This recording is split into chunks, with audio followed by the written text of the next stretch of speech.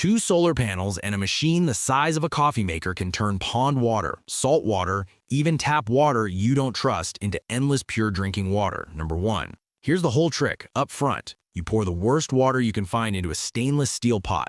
Muddy Creek water, flat, metallic well water, water with salt in it. You press one button, the pot boils it into steam, and the steam rises into a cooled coil and turns back into liquid. What drips out of the spout is purer than any cartridge you can buy at a hardware store, and 2 panels in the sun paid for every watt it took. No cartridge to replace, no membrane to babysit, no plumber. The machine gets away with this because of one rule of physics, a rule nothing dissolved in your water gets to break. I call it the steam gate.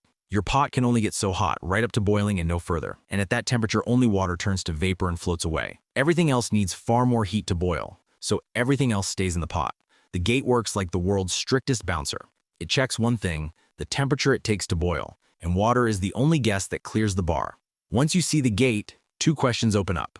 First, there's exactly one number that decides whether 2 solar panels can really run this machine, and it's stamped on the bottom of the unit. We'll get to it. Second, one family of chemicals can actually sneak through the gate, and the fix costs about $2. Keep both in mind. But before the machine earns anything, you need to know what you're up against, because the news about tap water got quietly bad. In 2023, the United States Geological Survey sampled tap water from hundreds of kitchens across the country. Nearly half of them, about 45%, carried at least one forever chemical, the man-made compounds that never break down in the ground or in your body. The next year, the Environmental Protection Agency set its first legal limit for the 2 worst ones. That limit is 4 parts per trillion. Picture 4 drops of water spread across 20 Olympic swimming pools. That's the amount regulators decided is too much to drink. The pipes have their own problem. The same agency still counts roughly 9 million lead service lines buried in American soil, not history. Today, under real streets, feeding real kitchens. And that's your water on a good day, with the treatment plant humming and the mains intact. One flood, one long blackout, one busted main, and the tap turns into a rumor. Most families are backed up by a case of bottles in the garage, a day or 2 of drinking water at best. After that, whatever water is nearby becomes the supply, ready or not. Now the part most people get wrong. Your instinct says boil it, and your instinct is half right. Boiling kills germs, and it kills them reliably. But boiling in an open pot makes chemical contamination worse, not better. Water leaves as steam, the lead and the nitrates stay behind, and the soup left in the pot gets stronger. During the lead crisis in Flint, Michigan, officials had to warn families about exactly this. Boiling doesn't remove lead, it concentrates it. And the pitcher filter in your fridge, the one you keep forgetting to swap, mostly fixes taste. Carbon grabs chlorine and some chemicals, but salt sails straight through, nitrates sail through, and most dissolved metals ride along with them. Your filter isn't really cleaning your water. It's seasoning it. Everything in this video runs on one measure, the dissolved load. That's the invisible cargo riding in your water. The salt, the metals, the chemicals, counted in parts per million. Filters try to lower the load and lose a little more ground with every gallon. The steam gate refuses to carry the load at all. Remember that phrase, because near the end, you'll watch a $12 meter read the load at your own tap, and the number tends to end arguments. The steam gate plays a completely different game. It doesn't try to catch contamination on the way through, which is where every filter eventually loses. It abandons the contamination entirely and takes only the water. That's why one small countertop machine handles threats a $500 system under your sink can't touch, including the one enemy no pitcher on earth is rated to stop. Before we get there, one housekeeping line. I put this whole build on one page, the machine, the panel math, the carbon trick, the meter test, free. Grab the free cheat sheet, one page, the whole water, still build, at sketchysurvival101.com/free. Number 2. But here's the claim the machine has to earn, because it sounds impossible. The steam gate beats salt. Salt is the monster of home water treatment. A person adrift at sea can die of thirst surrounded by water, because drinking seawater dehydrates you faster than drinking nothing. And no pitcher, no carbon block, no ceramic candle can pull salt out. Yet salt can't ride steam at all. Table salt won't boil until around 2,500 degrees Fahrenheit. Your pot tops out at 212. Asking salt to leave with the steam is asking it to boil more than 2,000 degrees early, and it simply won't go. Lead is the same story. Lead won't leave that pot until past 3,000 degrees. Arsenic stays. Nitrates from farm runoff stay. The minerals that crust up your kettle stay. Bacteria, viruses, and parasites die in the boil, and their remains are solids that never turn to vapor. The forever chemicals from earlier, the ones with a legal limit of 4 parts per trillion, stay down in the pot almost entirely, and the carbon pouch you're about to meet catches the few stragglers. This isn't a new bet, either. Navy ships have made their drinking water this way for over a century, boiling the ocean and drinking the steam, because a warship can't exactly wait for a filter delivery. Ocean survival rafts have carried the same physics folded into plastic, a clear dome that slowly distills seawater with nothing but sunlight. Here's the loophole. One family of chemicals slips through the gate, and here's how. Volatile chemicals, the light stuff that evaporates fast. Fuel residues, solvents, industrial leftovers. Benzene is the famous one. Water boils at 212 degrees. Benzene boils at 176. So in a heating pot, benzene turns to vapor before the water even gets going, rides the steam through the coil, and condenses right back into your clean glass. That's the flaw in the gate. It sorts by boiling point, so anything that boils below water clears the bar first and sails right through. A still without a fix for this is a fortress with the back door open. The fix is comically simple. A small pouch of activated carbon sits at the spout, right where the finished water drips out. Carbon is spectacular at exactly one job, grabbing volatile chemicals as they drift past. On its own, carbon is just seasoning, like your pitcher. But stationed behind a still, it only has to catch the single category the steam gate misses. The machines ship with these pouches. Replacements cost about $2, and each one lasts weeks. Boil plus carbon covers the whole board. And here's the part that changes how you'll see this machine forever. You didn't buy a gadget. You bought a scale model of the sky. The ocean is a giant pot of undrinkable salt water. The sun is the burner. Water evaporates off the sea, abandons its salt, cools against the high air, and falls on your yard as rain. Nearly every rainstorm you've ever stood in started as water. The sun lifted off the sea and left the salt behind. The planet has run this exact machine for about 4 billion years, and it's the only reason anything lives on land. 2 panels and a countertop still are just you shrinking the water cycle down to kitchen size and cutting out the middleman. You've already heard the objection from someone. Distilled water strips your minerals, they say.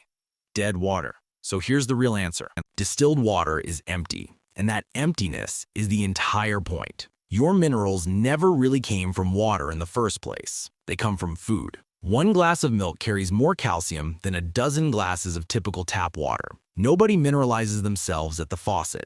What distillation genuinely costs you is taste. The dissolved gases and trace minerals that make water taste lively are gone, so fresh distilled water drinks flat. That's real, and it's cosmetic. Swirl the glass to pull air back in or add a small pinch of mineral salt and it tastes normal again. It's safe to drink either way, flat or not, so the physics is settled: salt, lead, germs, forever chemicals, and the carbon pouch guarding the back door. Except none of it matters if the sun can't actually push this machine.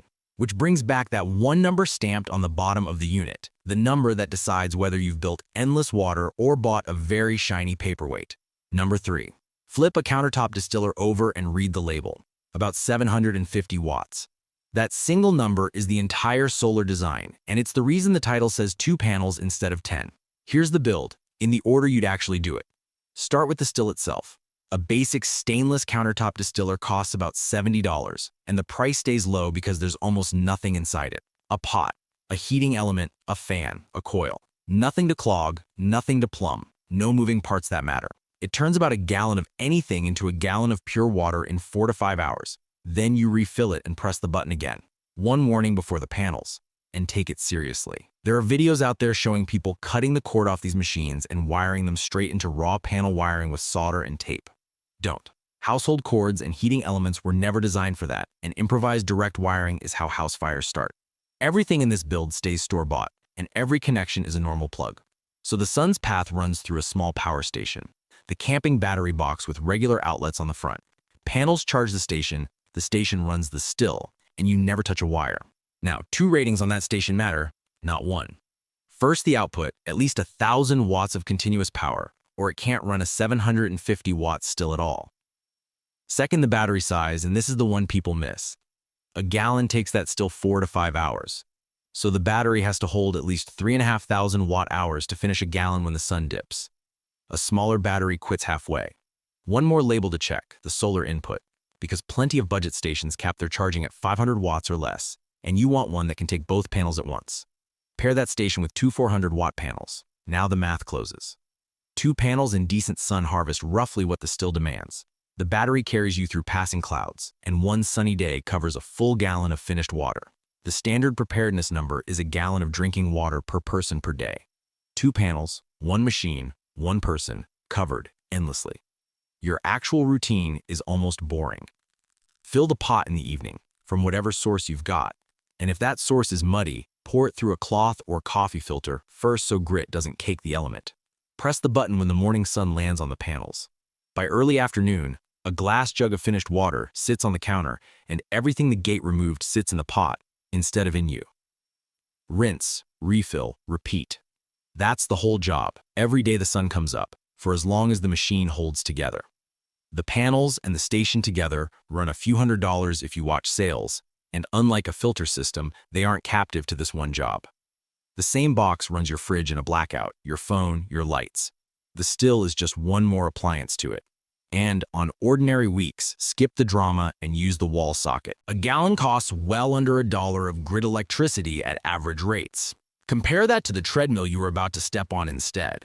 An older reverse osmosis system under the sink runs $300 to $500 installed. And for every clean gallon it makes, the cheaper ones flush 3 or 4 gallons down the drain. Then the cartridge treadmill starts, new membranes and filters every year, forever, and the day you stop paying is the day it quietly stops protecting you. Bottled water is the same treadmill with a carrying handle, $1 or $2 a gallon, every week for life. The still steps off the treadmill completely. Sun in, water out, a $2 carbon pouch now and then. And you don't have to take my word for it because this build comes with a receipt. A dissolved solids meter costs about $12, and it reads how much stuff is dissolved in your water in parts per million. Dip it in your tap and most homes read somewhere between 150 and 400. Dip it in the distiller's output, and it reads single digits, often close to 0. Run that test in front of your most skeptical relative. Then open the pot after a batch and look at the gray crust baked onto the bottom. That crust is everything the gate held back. You're going to drink that. There's one more thing the still does that no plumb system can. It doesn't care where the water came from. The day the tap stops, your water heater is quietly holding around 40 gallons. A pool holds thousands more. A creek, a pond, a rain barrel, all of it becomes drinking water, 1 gallon at a time, off 2 panels, while the neighbors count their last case of bottles. Now the honest limits, because every real machine has them. A still is slow, call it a gallon a day per machine. So this is drinking and cooking water, not showers and laundry. A long string of dark days will outrun a small battery, so cloudy climates want either patience or a second pair of panels. And the pot wants a vinegar rinse whenever the crust builds up, which is the entire maintenance list.